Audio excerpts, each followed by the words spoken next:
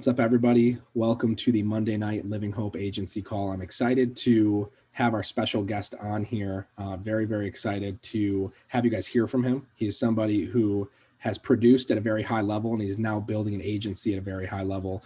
And he is someone who's a master of the phones, a master of travel trips, a master of working the weekends. Just to give you guys some perspective, last year, and he can correct me if I'm wrong, last year he personally issue paid on his own pen over $700,000. And in this last weekend on his own pen, he did $42,000 in weekend submitted sales, which is absolutely crazy. So very excited to have him on the call. Mr. Easton, could you unmute? Hey, what's up, dude? Thank you. Thank you a million for thinking about me and getting me on here. I really appreciate it. Hey, dude, honestly, I had a bunch of people on my team who follow you on social media, and they said, dude, did you see what Easton did over the last weekend? And I said, I hadn't actually seen it. And I went and I checked out your Instagram and I was like, you got to be kidding me. And I was just seeing post after post after post of these huge annual premiums. And we're just excited to have you on here, man. So you and I, we don't really know each other that well. I know Zach, and I've hung out with him and talked to him a couple of times.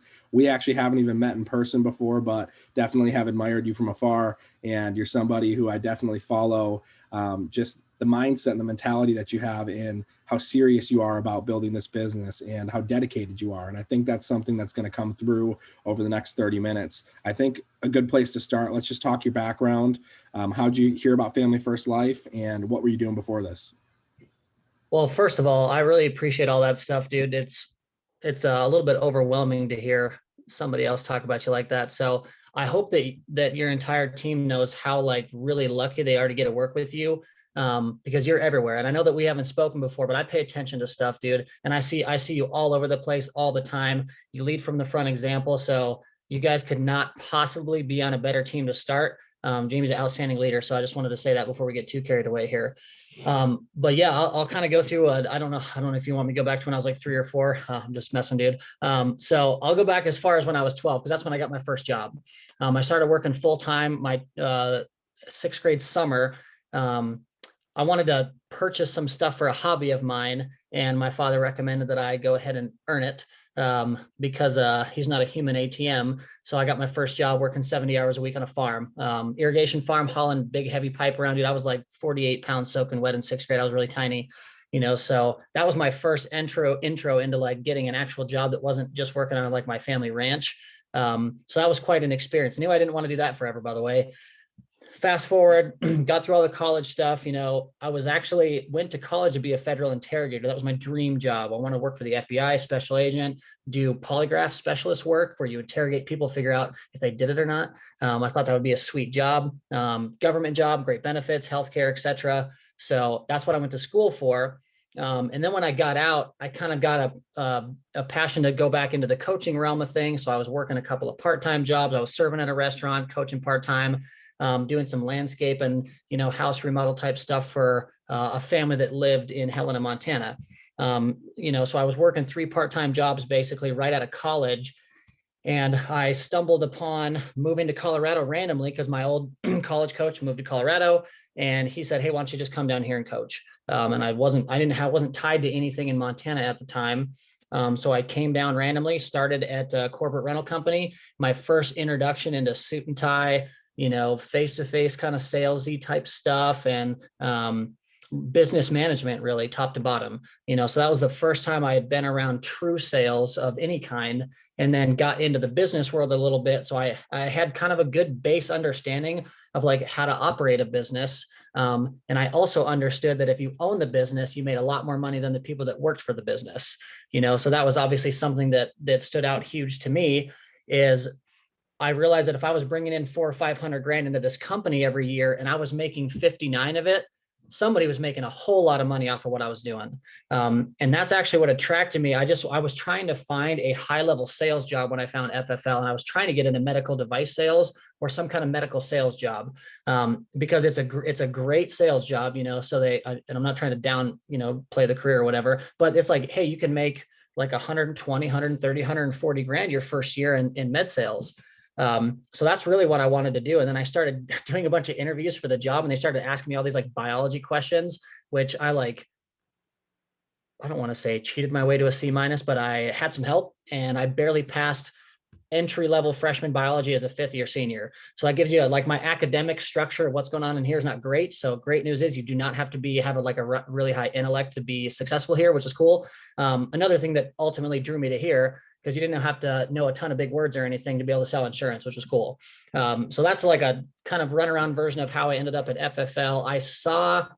I applied to work here in January of 2018, and then I watched everybody crush it for a year and 3 months before I finally started. I was the hire that was about to get my license, about to start any day now. I was about to crush it if I started, blah, blah, blah. Got promoted at work, was about to leave, got promoted at work, about to leave, went through that little cycle or whatever. And then, ultimately it got into a spot where I was finally able to pull the trigger, got my license in 7 days and started full time, April 1st of 2019. Wow. So you legitimately watched everybody for a year and a half. Dude, I watched success after success after success. And my brain couldn't process that you could get an entry-level sales job making $10,000 a week, making 400 grand a year. I just couldn't compute that mathematically. I was like, it's literally impossible, because if everybody could go sell and make 400 grand a year, dude, everybody would do it. And it wasn't until I started here and like understood the grind of being an independent contracting salesperson, and then it made way more sense to me then, right? Because I was like, got it. So you have to work a lot. You have to be willing to get a bunch of no's. You're in charge of your own schedule, so you have to be accountable to that. And so as I started the job, I was like, okay, now I know why not everybody works here, because if you are unmotivated, lazy, have a hard time controlling your own schedule, this is going to be really, really hard for you. So didn't know what I was getting myself into, first of all, when I started, but I'm glad that I did eventually pull the trigger. You try not to think about it, but dude, if I'd have been a year and 3 months ahead of where I am now, I can only imagine, where my family would be at this point in time. Wild. And how old are you, man?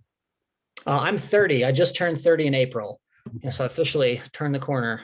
And you're married, right? I'm married. Yeah. No kids yet. Okay, for sure. So you talked about this idea of how anybody could do this, but maybe not everyone should do this. So maybe just for some people who are on here, I'm sure there's some people just taking a look who aren't actual agents yet. Who do you think would do well here? So I think anybody can do well here. First of all, I use one of my good buddies, John Elson Peter, is a great example, because he was in the oil industry for 11 years, college dropout. Second month last month, he worked 70 hours a week every single week since he started. So 2 full months in. Last month he does 44 grand, a second month in the business. Oil field guy, no experience, college dropout, never sold anything in his life, but he worked, and he did not make a single excuse or complain to me one time. He just said, what do I do? Got it. Okay, execute. And this is somebody that can't have a conversation with somebody hardly, because he's never had to do it before. So again, anybody can do this and you hear Sean say it nonstop for a reason, because people like that are a perfect example. You see somebody like Grayson Hughes, who's like, oh, well, he was an enterprise, he was a car rental branch manager or whatever. You can edit that out. Sorry. So he's had sales experience, at a high level. So it makes sense that he's doing well. Dude, what's Johnny's excuse? Like, no experience, right? So people that are willing to put in the work and have a little bit of mental tenacity and have some kind of legit why do you even want to do this job? Nobody just wants to make $1 million for no reason. If you're literally here to just get super rich and, throw it in people's faces, like, you're going to be horrible here, first of all. So if you have a why, like, I want to support my family, take care of my parents, take care of my brother, there's got to be a little bit something more, or else it's not worth grinding, like how you have to grind here to be successful. So anybody that has a why, that's willing to put in the work. And if you've had any other job working 50, 60, 70 hours a week, dude, just do the same thing here. It's going to blow your mind what you can do if you don't quit. So that's the kind of people that I'm looking to work with, is people that work really hard, don't complain or make excuses. Because everybody that's gone from 0 to 400 to board member, they've already gone through all that stuff, dude. And most of them are not special either. There's maybe like 1 or 2 people that I would say, hey, those guys are kind of special. Or this person's kind of special. Dude, Dave just worked 98 hours a week last year for the entire year. He's not special. He's just a worker. So that's what I'm looking for, is workers that don't make excuses, because you can't unteach that. Yeah, I agree. You cannot coach that. You can coach to, I don't have enough leads. You can coach to, I haven't figured out the exact thing to stay on the phone. But if somebody's not willing to do the work, you can't coach to that. That's a character type of a thing. So 100%. character, then this might not be the right fit for you. But if you're someone who's willing to work hard, then this can definitely be a great place for you. So looking at you, man, I mean, if you didn't know who you were and you just came into this business for the first time and you saw, this guy who's 30 years old, how much did you issue pay last year? Oh, 779. 779. So even closer to 800. So issue pays almost 800,000 on his own pen. And of that, what would you say ballpark you deposited? Actually just did all my like 650, 660, something like that. 650,000 deposits. So you come from not knowing what this is to seeing you would probably assume, okay, he was really good at this right away. And I know from listening to a lot of podcasts of yours, that was not the case whatsoever. You did come from a corporate background. You would think you would have figured this out right away, but you didn't figure this out right away. This was something that you didn't start off good. And the one thing you did was you made up in numbers what you lacked in skill. Can you talk about just the importance of, or at least talk about what that journey was like and just the importance of somebody going through that? Yep, got it. So I think, Jamie, the biggest thing is, honestly, I did know that I was going to take a little bit of a learning curve. I've never started anything, whether it's job, sport, hobby. I've never just picked something up and been a natural beast at it or naturally good at it or, whatever. I have been put in situations where I fall in love with something and I become insanely obsessed with perfecting it so that I can learn how to do it. And I've always been like that. I don't know if I got dropped a lot as a kid, but if I start something, dude, I've got to figure it out before I quit. And I've kind of been like that. It's super fortunate. It's just kind of something that I've been around my dad and my family and stuff. It was always like, got to give 100% effort and just don't quit when it gets hard, because grow up, dude, everything is hard, so do you want it to be hard at 60 grand a year or hard at $1 million? Like, come on, and I knew that this had a ton of potential in it. Now, I didn't know that I was going to be as unbelievably terrible as I was when I started, but I did understand that it was going to take a little bit of a learning curve. So I knew that 30 appointments a week was full time, because you hear it on every training, and Sean literally says it every time he speaks. And then Zach talked about it, and Wetmore talked about it, and everybody, Andrew, top down, everyone talks about it. 30 appointments a week is full time. So I said, okay, got it. So if everybody else is 30 appointments a week full time and they're doing well, I probably need to give myself some extra shots at this thing, because I have no clue what I'm doing yet. So I said, I'll just run 40 plus, depending on how many I can squeeze in a week. And then that gives me 10 extra chances at least every single week to make some mistakes and still make some money. Because I knew I was going to screw some stuff up. Now, a big misconception that I had, that it was going to be quite a bit easier than it was. Again, because my timeline of starting was right by Grayson's, and we came from the same job. And he came on and crushed it. So I said, of course, I'm going to do 10 grand a week from the beginning, just like he did, because that's what everybody does. And I started purchasing leads like I was a 10K a week producer as a brand new person that had never been a contractor before. And I didn't study any of that stuff. They just said, here's some leads, get on the phone and then call me tomorrow. But I didn't take any responsibility for my own training when I was new. So I was running 38 to 44 appointments by my second week in the business. Because I was very diligent about purchasing a large amount of leads and staying on the phone for 12 hours a day. I didn't have any money, so I signed up for 3 different credit cards and I just started hitting them every single week for $2,000 to $2,400 until they turned them off. And then I would start the next one.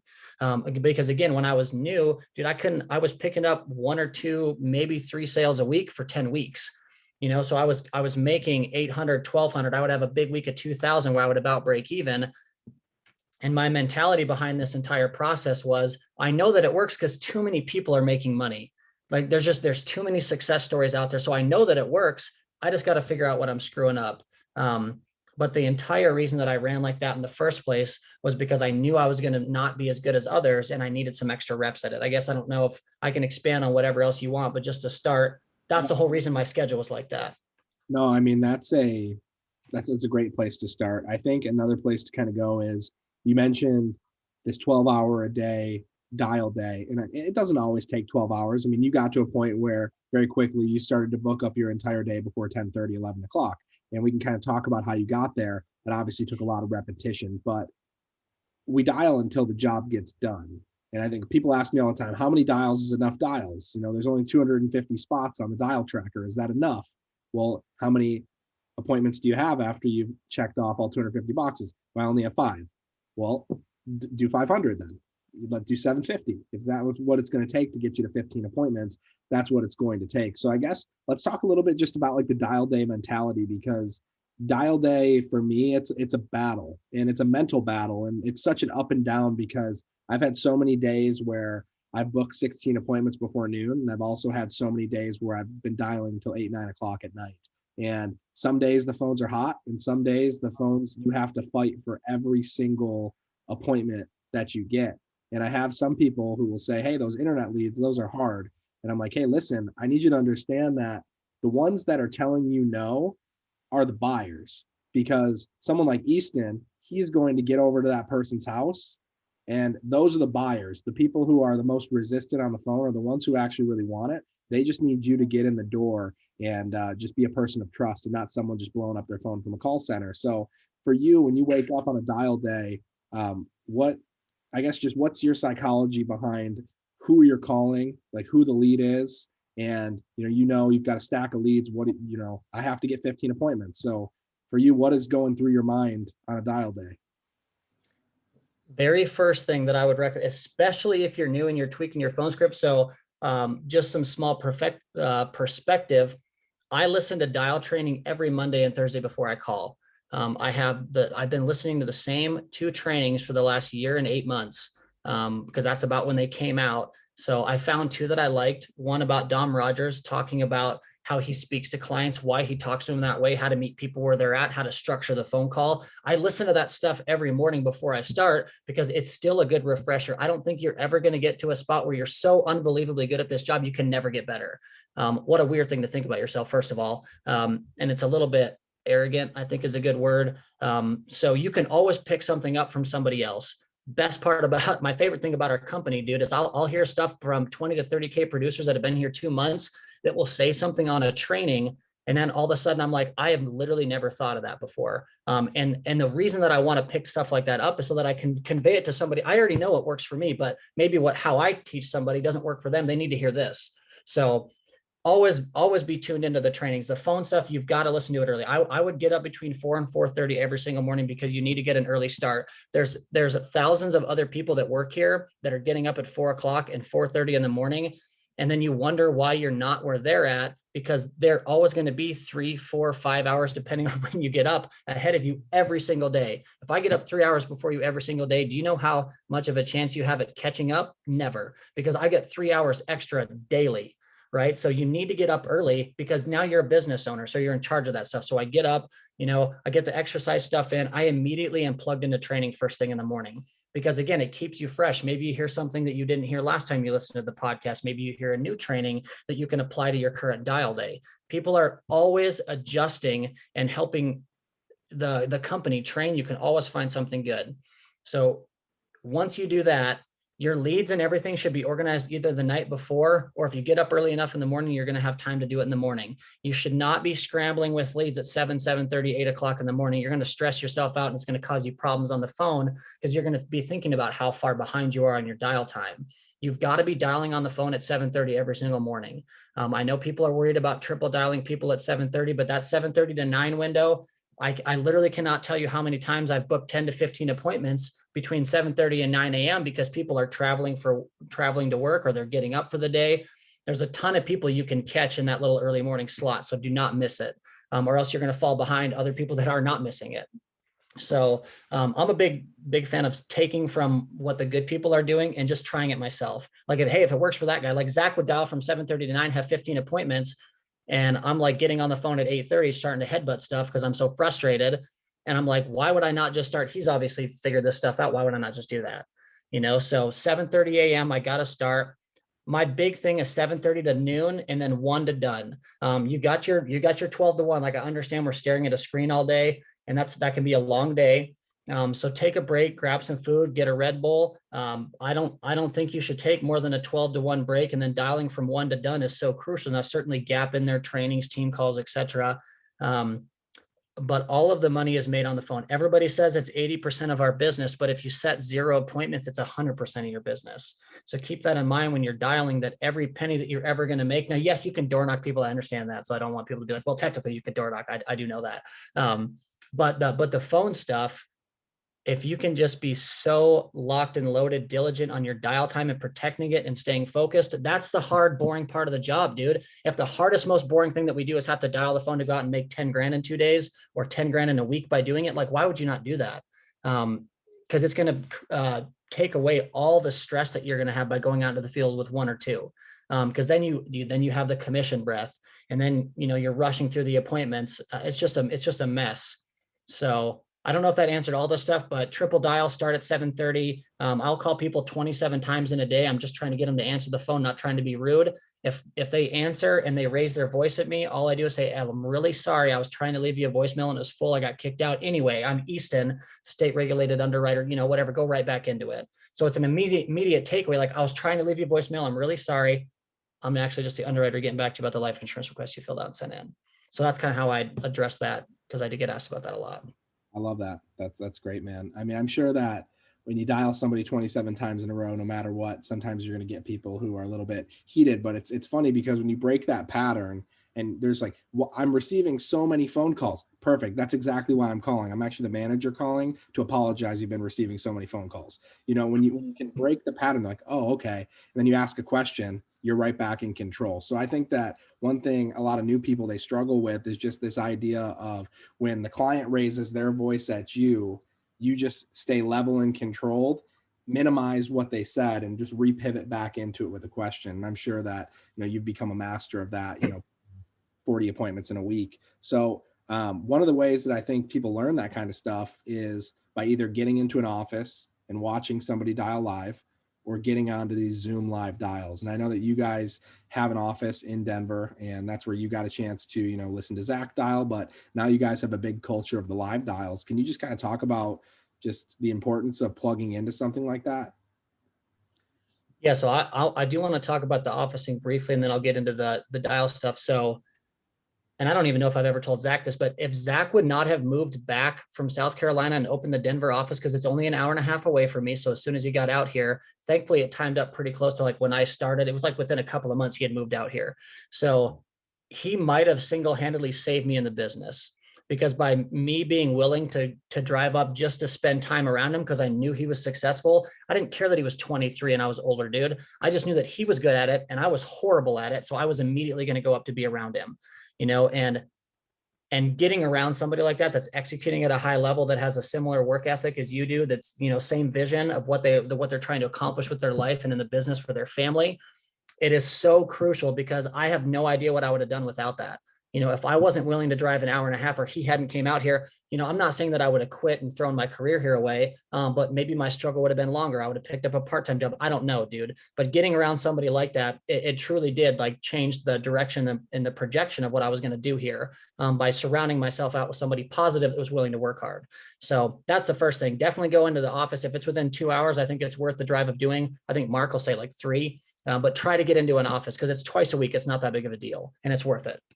The dial thing, hearing other people live dial and then allowing yourself to be live coached, it is so important. That's because I was working out of the kitchen of our townhome when I started, right? I was dialing at the table, trying to figure out how to do this thing. And that was kind of before the Zoom live dial era a little bit. We didn't have as much of that going on in the company. So I just called up a one-on-one with my manager at the time. And we just were on Zoom together, and he was listening to me, helping me. And it was just the two of us, so I could speak into the phone, and he could say, dude, yikes, don't do that ever again. This is how you need to speak to them. This is what you need to say. And he helped me restructure some of my phone stuff. So if you're new and you're not in an office, you can't miss the live dials. That live coaching and hearing what other people are doing, you can hear 15 different top producers throughout the day, how they speak on the phone, what their script is, and then you can pick the one that matches you, but you can do it live so you can make adjustments faster. It's so important to get good on the phone fast, and that's the best way to do it. Now, when you were figuring out kind of your phone script and everything like that, did you just pick a couple of people that you really liked their scripts and kind of combined it into your own script, or did you find one person's script and you said, that's the one that I'm going to follow? How did you come about your phone script? Yeah, I probably listened to 5, 6, 7, different live dials. Zach Lovelace used to record himself and go live on Facebook all the time. And I liked parts of what he was doing because it was like he was a real person. It was kind of funny. I liked a little bit of the comedy stuff tied into my phone script, whatever. I always try to find something funny to say at the end of it so I stand out a little bit. But I listened to, like, this is a great example. So Greg Birch, I listened to a podcast that he had done when I was like brand new. And he had said on there, like at the end of every appointment, he describes himself as 6'7", 250, looks like he's a member of the Dallas Cowboys. Like I heard him say that and I was like, well, I'm definitely not that size, but I'll just say that I'm 6 feet tall and I have a huge nose because that's what stands out about me. And then everybody's going to know it's me when I get there because I'm 6 feet, huge nose. You can't miss me when I get there. Right. So that's something I stole from him. The hospital bed thing I stole from Zach Luffles. The structure of my phone call I stole from Dom. How to speak to people was from Dom and Zach both. So I just combined a little bit of everything, dude. And then, I have my own, whatever hillbilly verbiage that I tie in there on accident every once in a while. But I do tailor everything to be a little bit of myself because, dude, you're dialing for 12 hours. You don't want to have to pretend to be somebody else every time you get on the phone. That's a long career. So be yourself a little bit. Just don't sound too excited. 100%. I mean, for me, I always joke around, and for me, I'm like a pretty energetic person, but when I get on the phones, I sound like I work for the IRS and I'm a little pissed off and annoyed that I'm calling you. And I think that's important. I have had some people who are like, dude, I just don't want to dial like that. I'd prefer to be the guy who's, you sound so mean. And it's like, listen, like I'm not trying to be mean. It's just, this is what works. And I've had a lot of people who come on and be like, hey, Easton, this is Jamie Chirio giving you a call from the benefits office. And the voice inflection, it's like, you sound like a salesperson. Easton, this is Jamie Chirio giving you a call about that inquiry you sent into my office about the life insurance program for Lynn County. I'm just the medical underwriter who's been assigned to get this information out to you. Low and controlled, very simple, and it works. I think that that's so important. A lot of people don't understand that. So for you, I guess let's talk a little bit about your phone script. I mean, you're a master of it. I'd love to go through it with you for some people to hear because they need to know that you don't have some special formula and the phone script is not that crazy. It's actually very simple, and almost every phone script in the company has the exact same principles. The only difference is you change the open based on the lead type, and depending on the vibe of the lead, you either are going to quick set them or you're going to go through the whole thing. But it's almost the exact same script regardless. Wouldn't you agree? Yeah, my script is the exact same for every single lead type except for where I'm calling from. And I've actually changed and adapted some of my stuff to the internet leads because when I'm doing Facebook, final expense, and mortgage, like I have a pretty lengthy script. People talk to me all the time about like, dude, you say a lot on the phone. Like all of your calls that you set are like 3, 4, 5 minutes. And dude, listen, I don't care. Like if that's how I set people and get them to be home when I'm going to get over there, like I'll take a little extra time. It's not a big deal to me. And then I started doing the life lead side of things. And I was finding myself getting hung up on more frequently than my other lead types. So I was like, well, I got to figure something out. Brand new agent, Calvin Wright, was on the phone. He booked 16 1-month-old internet leads by noon. And then he still had all these leads left over. So I was like, all right, dude, can you please help me? Because when I'm calling these leads, I'm not booking 16 of these life leads by noon. So I need to understand what you're doing. And so he literally trained me on how to shorten my script up because it was so short and direct. So I think having a little adaptability and finding somebody that was a lot better at it than I was kind of helped me learn how to set the life lead. So my mortgage final expense is a little bit more drawn out than my life lead. I try to just get right to the point, be over there tomorrow. So I can kind of go into both of them. So I'll do the mortgage and the final expense ones are identical, Sure. So I'll just call, hey, John, it's Easton Mortgage Protection Office, El Paso County. I was just giving you a quick shout back, let you know we got that card you'd filled out and sent over. Looks like for the mortgage protection on the Main Street house, here in the Springs. Real quick, looks like date of birth 6/2 of 62. For yourself, does that sound about right? Yeah, that's right. Yep, sounds good. Okay. Well, I'm Easton. I'm actually just the head underwriter here in the county. I'm the one that's in charge of all the eligibility stuff with you. Just like you read, non-medical, no blood, physical, urine, nothing like that. They just have me come check IDs, make sure you're not strapped down into a bed full time or anything, go over your eligibility. Usually takes about 10, 12 minutes. Now real quick, John, you still, working full time, part time, you retired? Retired. Okay, cool. And then I see you got the spouse on here. She's still working full time or she retired too? She's retired as well. Retired as well. All right. I'm going to actually be right around the corner from you guys. Now I got to get this to like 14 people tomorrow. But it looks like morning and mid-morning, I'm going to be right by you. Do you have anything on your schedule? 6:45 a.m., 8 a.m. or 9:15? Do you have a preference? Wait, what is this again? So this was the little mortgage protection card you had filled out and mailed in just to pay the house off. You get sick or die. And again, I'm the underwriter Easton assigned to do the eligibility stuff with you. I just want to make sure that either 6:45, 8 or 9:15 a.m. tomorrow morning would be the best fit for you. Oh, okay. Yeah, I remember. Yeah, 9:15 would probably be best. 9:15. Okay. What's your wife's name? I'm sorry. Katie. 80? Katie. Katie, got it. Yeah, just let Katie know I'm going to be shout out to you guys tomorrow morning. It should be, 10, 12, 15 minutes or something.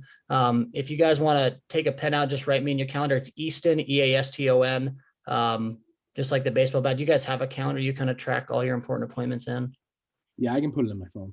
Put in your phone. Okay, cool. Yeah, if you just want to add that in there and then give me a little, window, 9:15 to 9:45-ish. I gotta, like I said, I gotta get this to a bunch of people. So I'll be seeing a handful of people before you in the morning. But I'll be in a little white car. I'm about a 6-foot tall guy, big old nose on me. You'll know it's me when I get out there. Okay, perfect. All right, cool. I'll see you, May 18th, 9:15, 9:30-ish. Again, my name is Easton. See you in the morning. Perfect. See you then. All right, see you. And then I hang up. So and that's how I do. Again, every lead type is going to be about like that. If it's a Facebook final expense, when it's the exact same thing, I've tried to transition a little bit out of like, hey, it's Easton Senior Benefit Office, El Paso County. I know we're trying to do more of like, hey, it's Easton, getting back to you in El Paso County, just letting you know we got the state regulated final expense insurance request you sent through on Facebook. Put your birthday as this. Everything else is the same after that. I was trained to call from the Senior Benefit Office, so that's really hard for me to undo after dialing it like that much. It still works. I've never had anybody ask me about it before. So I don't think it's a huge deal. I just know Matt Smith hates that stuff. So if you talk to him, don't do that. Yeah, I totally get that. So little things that you do in your script to kind of tie it down. I think that that's important. So you get people to imagine that you're showing up. So it's like, hey, I'm 6 foot, big nose. Hey, what color is your house? In case I have trouble finding it. Hey, if I'm coming with a GPS, it's pretty easy to find. Do you have any big dogs or gates I got to jump over to get to the front door? And by doing those things, you're getting them to visualize you actually showing up, and you're solidifying that appointment more and more that they're actually going to be there. Hey, can you real quick, just do me a quick favor? Could you pull out a pen and paper? I just need you to write down my state license number so you can verify that I am who I say I am. Hey, can you pull out a pen and paper? I just need you to write down my state license number for security purposes. It's just everything that we do in this business is all about increase credibility and reduce sales pressure. I'm not the sales guy. I'm just the underwriter. I'm Easton the underwriter. I'm just coming out to get you the packet with the information, figure out what you qualify for, what you do with it. It's totally up to you. You can throw it in the trash for all I care. Our goal is to get in the door. That's the most important thing. So that's it. I mean, the phones are everything. I mean, once you get in the door, I think you would agree that you could be somebody with zero education whatsoever. And if you just show up, you can literally ask them not to buy the insurance, and probably 2 out of 10 people will still buy the insurance. At the end of the day. Yeah, dude, 100%. Again, it's the whole relieving the sales pressure concept that's a very important part of our job, which is why we want to sound like we're the board scheduler and underwriter that's required to come out and see you, and I front load my script with the hey, as you read on there, it's non-medical. So no blood, physical, urine. I say that on every lead type. Now I did change a couple of things on the life script side of things where it's a lot more direct, hey, I'm like Brittany Jarrett does this where I'm the medical underwriter in the county assigned to deliver the information, do a short eligibility with you. It's about 10 minutes for the life insurance request you'd send. And are you still working? So she condensed everything, and so does Calvin. So if you feel like you're losing a lot of people on the phone with an internet type lead versus a final expense or second chance mortgage, just shorten it up a little bit. But it's all the same concept. You're getting out in front of objections. Hey, what's the price? I literally have no idea because I don't know what you're eligible for. I actually just do the head underwriting. So I kind of figure out of the 25 companies who you pair with. What time did you say you're off work at the latest on Tuesday? And then you're just moving through it, setting the time. So that's kind of the examples that you just gave right there. So with Brittany, it was you acknowledged that they had something to say. You said what you needed to say to overcome the objection, and then you pivoted back into your script with a question. You gave like 3 different examples there back to back, and every single one of them ended with a question. When you ask a question and they answer, you're in control. Back Versus in control. they Yep. ask a question of you, hey, how much does this cost again? Hey, I literally have no idea. I'm just the underwriter. I just need to get this packet out to you. Are you working or retired? And it's just like you quickly pivot right back into the script and you take control again and you can continue on. So that's huge. And I know that that's something that you probably teach all of your agents. It's just, hey, low and controlled, calm, minimize everything that they say, ask more questions. The one who asks the most questions wins. So I think that's huge. Any final tips on phone script before we get into a couple of other things? It's always, that'll make my job so much easier. Like I already did it. That'll make my job so much easier. I'm actually just the manager of the county. So what I'll do, Jamie, since you already got it hooked up, it'll be super brief. What I'll do is I'll come and update all your policy information, do a short review, and I'll be able to put you in here and get you taken out. So you should stop getting these calls, And again, it's just a psychology thing. Like, got it. Thank God. That'll make my job so much easier. I'll be out there to do your review between 6 and 6:30. Or are you normally home later than that? So that's a big one that I get asked about a bunch. What if they say they already did it? That's the best news that I've ever heard, because now they buy insurance and I don't have to like convince them or like dig too much into a why. They already bought it because it matters to them. So now I just got to go see if it's great coverage. No problem. If I'm booking review appointments like that, I will always book 2 at the same time. I'm not just going to have one solid review appointment, because what if it's rock solid, or if it's an FFL agent, I'm not going to mess with it. I've had people that have fully underwritten $500,000 permanent universal life plans that I go see. I'm like, that's great. Do you guys want any more? Because if you guys want some more, I can help you with that stuff. But I'm not going to touch this thing. It's rock solid. You guys did blood, physical, urine, the whole thing. You got a super preferred, blah, blah, blah. You guys are just missing a living benefit plan, it looks like. And then I can transition to see if, I can help them with anything. But I guess that would be the only other thing I can think of off the top of my head. That's a big thing that people have problems with, is going to be like, oh, they already said they had it, or they said they're not interested anymore. Yeah, dude, honestly, I'm not interested either. If I could just, take you off the list, I definitely would. Unfortunately, it's a, medical requirement. I get it delivered out to you, a huge release of liability for us. I'll just have you sign the decline form. It's super easy. So, little stuff like that, because I'm trying to get in front of people, because dude, if they tell me that they actually don't want it anymore, that means somebody either quoted them way too high, or they're so terrified of being sold, they don't want you to come over, because they're buyers. So the people that say they're not interested are the people that want to buy it the most, that have either been overpitched, overpriced, had a bad experience with an agent, or they're just, again, they think you're going to come out there and shove $500 a month down their throat. They don't want any part of it. So keep that in mind when you're dealing with that, that type of conversation. I mean, I will touch on that one more time just before we jump into the last part here. But I tell people all the time, if you have trouble booking internet leads, the people who tell you no, the people with the most objections are the buyers. And you see people like Easton and all of these other top producers, going and writing $10,000 in a week on all internet leads, zero mortgage, when they go on a travel trip. And you say, well, how are they doing that? I bought 100 internet leads and I only booked 6 appointments off of it. How did he book 16 before noon? Well, you have to understand that the posture that you take on the phone when you're booking these appointments, the ones that he's able to overcome, that I already got it taken care of. The one where he's able to overcome the I'm not interested anymore. Perfect. I'm not interested either. The person who's able to overcome those basic objections that most new people would just say, oh, okay, got it. Have a good day. Those are the buyers. And you see somebody goes, well, I bought $1,000 in internet leads and I only wrote 3,000 in premium. How did he write 12,000 in premium? Well, it's because he picked up another 8, 9 appointments that you didn't pick up because you put your tail between your legs and you hung up when they had an objection. And that's why I think there's so much power in live dials and being the person who gets live coached. The first time that Grady told me to unmute my microphone on live dials, I was terrified, number one. But number two, I knew that I couldn't be the guy who put my tail between my legs in front of 75 people. That wasn't going to happen. So I started to go after objections that I wouldn't have gone after if I was muted and by myself. In my first 6 weeks in the business, I remember being like, okay, got it. Have a good day. On to the next lead. And I would just be like, okay, I got a lot of leads. Keep going. But then I started fighting for my appointments. I started challenging people on the phone, and I honestly started having fun with it. I had a guy today who I got this close to booking the appointment. I spent like 4 minutes on the phone with him and he hung up on me, but he was like, yeah, that's not me. This dude literally filled out this card. That's not me. I've been getting about 50 phone calls a day. I go, okay, perfect. Well, do you have life insurance? He goes, no, I don't have life insurance. And what was your first name?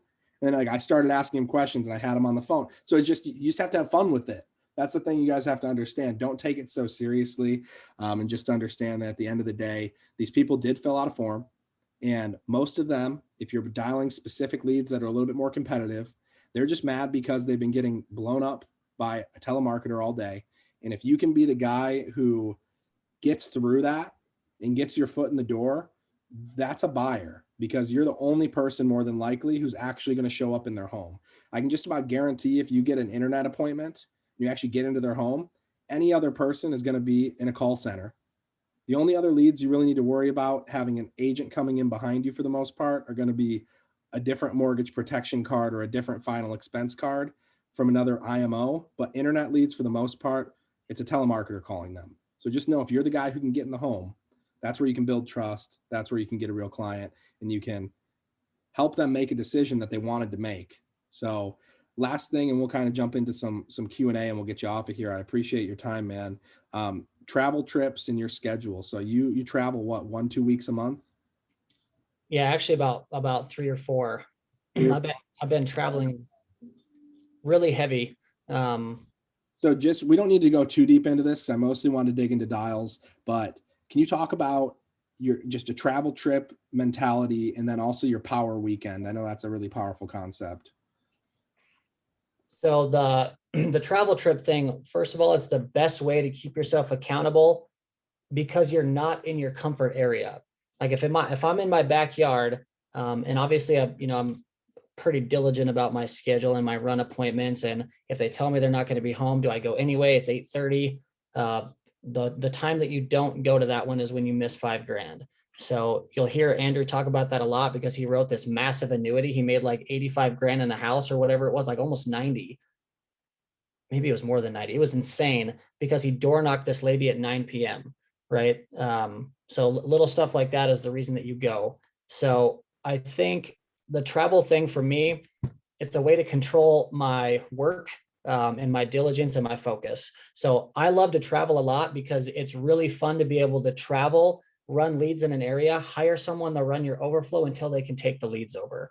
And I run a lead mix. You know, I do have direct mail in all these different locations I travel to, but I run a lead mix when I go out there. I'll run mortgage, Facebook final expense, and internet all at once, depending on how much flow I have from the other one. But I don't ever just go out and run one lead type, because I don't want to miss having enough appointments or my appointment goal for my weekend.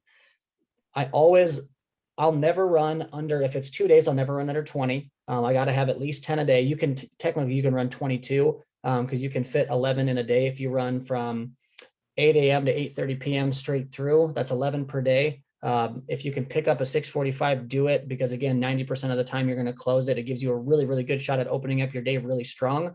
So I guess technically you do 12, but I love the 8 to 8:30, 8 to 7:15 is 10 appointments, dude. That's a strong schedule. It allows you to really give yourself a chance to win. Now, how I run my travel trips is I don't ever drive or fly between the hours of in the morning or at night. It's got to fit between 11 and 4 p.m.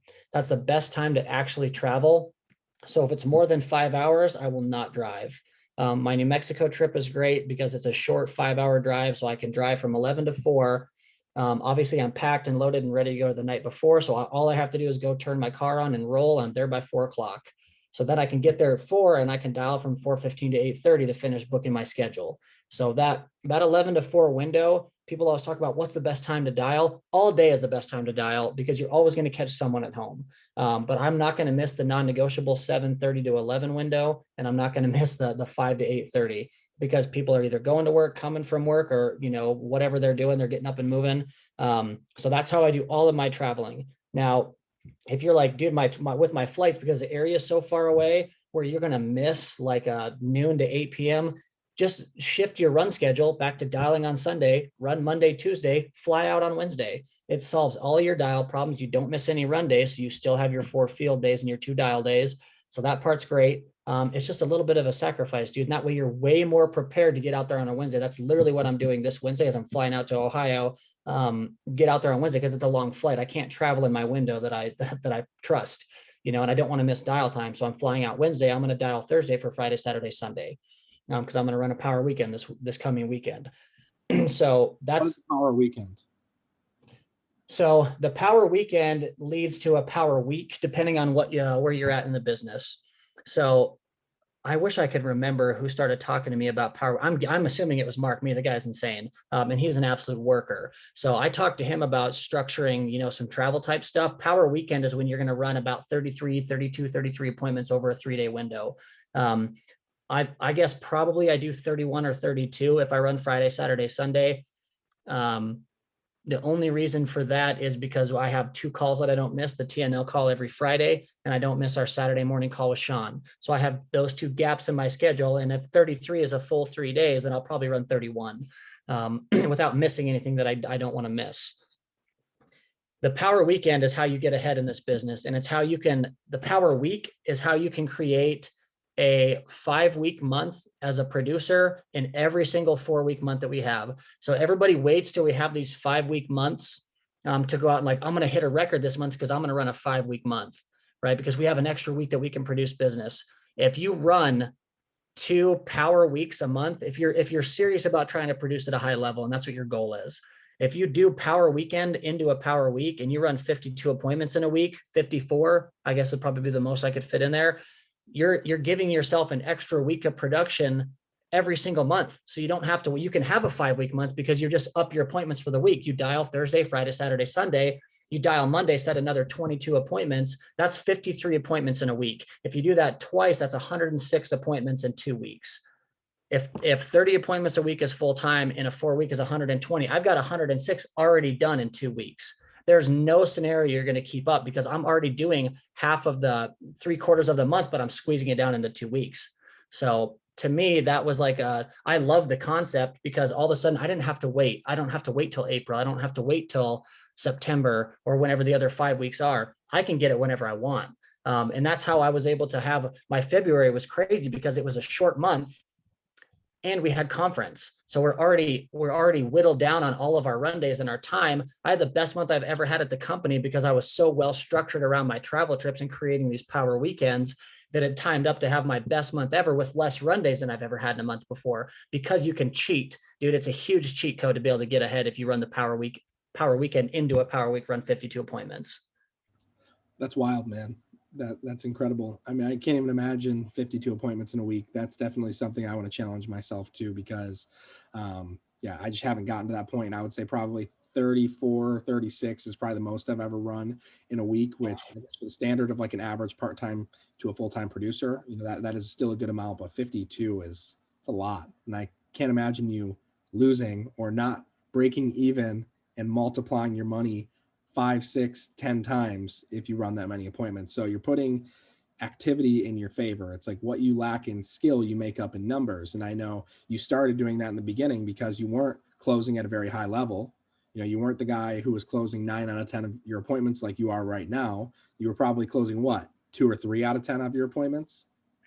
Well, when I was brand new, I was closing 3 appointments and running 44. So I wasn't a little bit bad when I started. I was the worst in the entire company by quite a bit. And I was like that for 2.5 consecutive months. Wow. That's wild, man. All right. So I appreciate you so much, man. That was so much good stuff. We've had you on here for 52 minutes already. So I'd like to just field a couple of questions. So we're going to open up for Q&A. We're not going to take a million questions. So either post in the chat or quickly unmute one person at a time. And we'll get a couple of questions from Easton. I got a question. What up, Mike?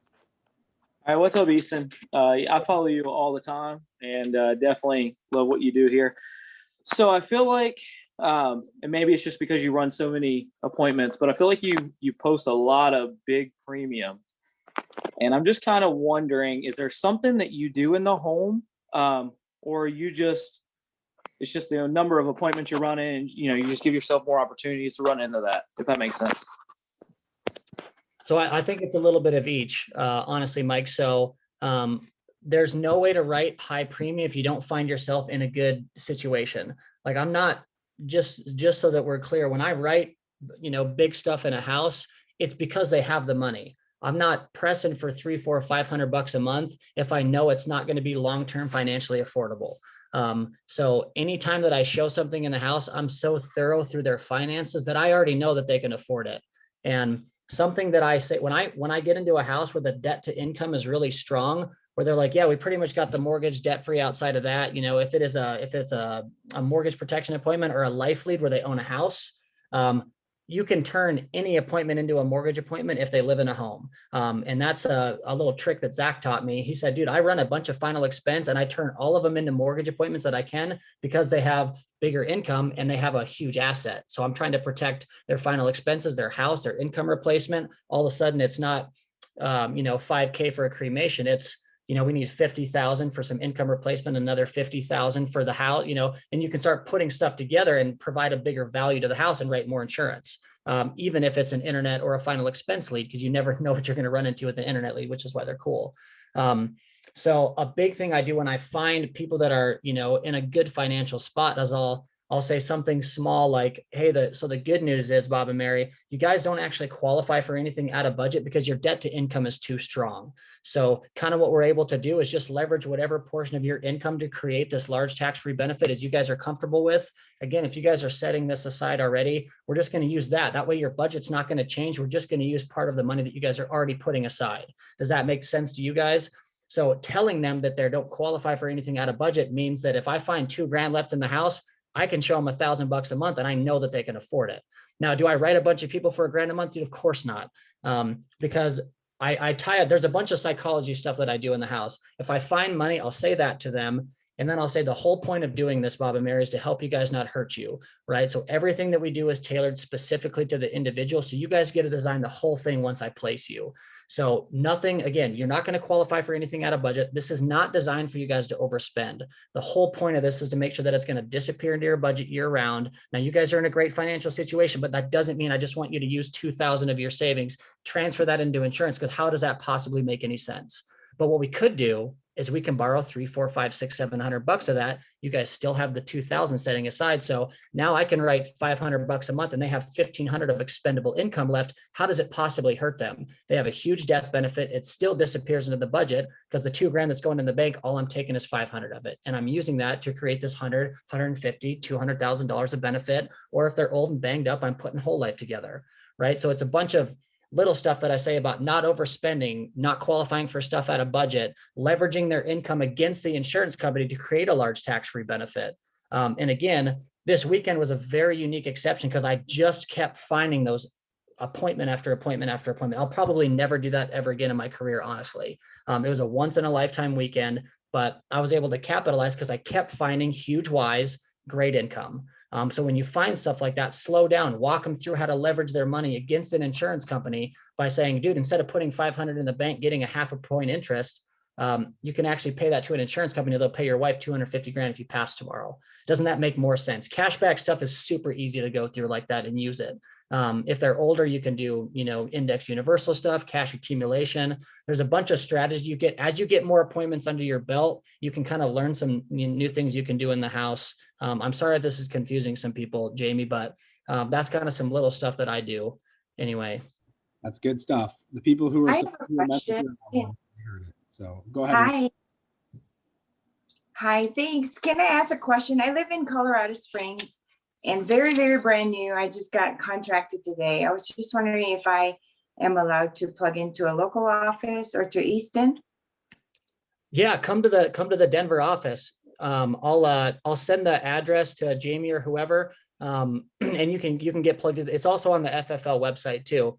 But you can every single Monday and Thursday. You're more than welcome to come up to the Denver office. That's where everybody works out of. Yeah, and Thank you. To follow up on that, we also have the Work Spots app, which I would highly recommend downloading.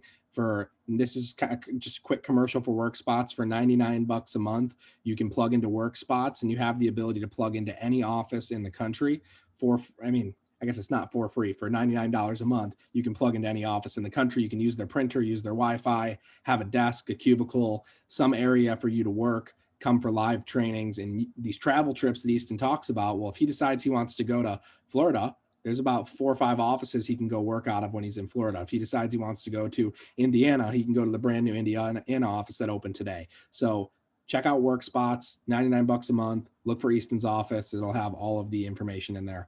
Another question from Josh here. On your power weekends, when you're booking 30 appointments, are you booking them all in one day? So booking Thursday, Friday, Saturday, and Sunday, like what does your booking schedule look like to fill a power weekend? That's an outstanding question. So I leave open Saturday morning from 8 to noon. That's the last slot that I will book on my weekend. And that's just like my emergency reserve slot. So I'm trying to book Friday, Saturday, and Sunday all up at once. I know some people don't do that, but if you spend enough time tying down your Sunday appointments, you're not going to get that many no-shows. And you can set it up to where in between your Saturday appointments, you can call to confirm, right? So then it gives you a chance to replace the appointment if they need to reschedule. So that's kind of what I do, but I leave that 8 a.m. to noon on Saturday wide open until I have all of Sunday filled, all of Friday, the second half of Saturday. If that's all booked up, then I will fill my last, 3-4 spots for Saturday morning. That way, if I'm not full on Sunday, Saturday morning, I can spend that time dialing to finish off setting my Sunday. So that way you can't lose, and if I end up running 28, 27, still going to put you way ahead than running 15. 100%. All right, we'll take 2 more questions. Aaron, if you were to start over today, what would you do differently? Man, the very first thing that I would do is I would change my booking schedule instead of doing every hour on the hour. Now, this was my deal. Like I talk very quickly. I rush really bad into homes. And that was a big struggle. That's why I was so bad at selling at first, because I would be 8 minutes into all my appointments because I was talking so fast, get no information from them, start showing them prices. I don't even know why I'm in there. So I would book all of my appointments every hour and 15 minutes. It gives you an 8, 9:15, 10:30, 11:45. That's your 11 appointments a day, right? If you're full from 8 a.m. to 8:15 p.m. So that's the first thing that I would change. Second thing that I would change is I would start bringing a run notebook with me so that I could make physical notes, because I was reaching out and everybody was really willing to help me. And then I just wasn't applying anything that I was learning, right? So I was getting all this great information. Hey, when they say this, you need to say this, and this is how you need to structure your home. And this is how you tell them what's going to happen after you get the why. Like I didn't have any of that stuff written down. So they would give me all this information and I would immediately forget everything.